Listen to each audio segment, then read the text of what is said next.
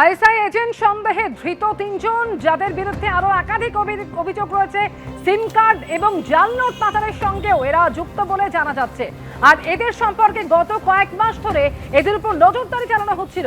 Central agency থেকে তথ্য পেয়ে কয়েক মাস নজরদারি চালানো হয়।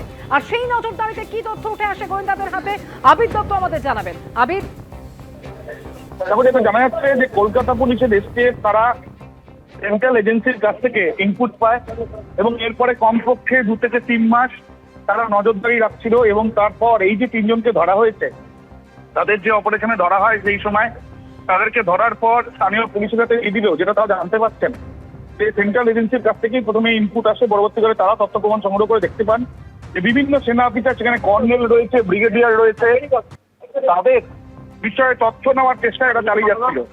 এবং সেগুলো নিয়ে তারা এক ব্যক্তি আকবর, যার আরেকটা নাম হচ্ছে সম্রাট, যে বাংলাদেশের বাসিন্দা, তো তার সাথে এরা কন্ট্যাক্টে ছিল।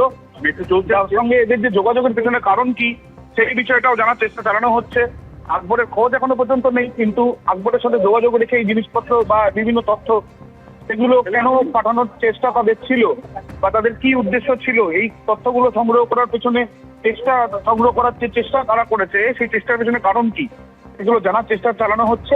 ইতিমধ্যে কলকাতা এসটিএফ এর টিম এই তিনজনকে প্রথমে ধরে এবং তারপরে ইন্টারোগেট করে এবং পরবর্তীকালে জেলা পুলিশের হাতে তুলে দিয়েছে। এদের জিজ্ঞাসাবাদ করলে আরো বেশ কয়েকজনের খোঁজ মিলবে বলে তারা আশা করছে।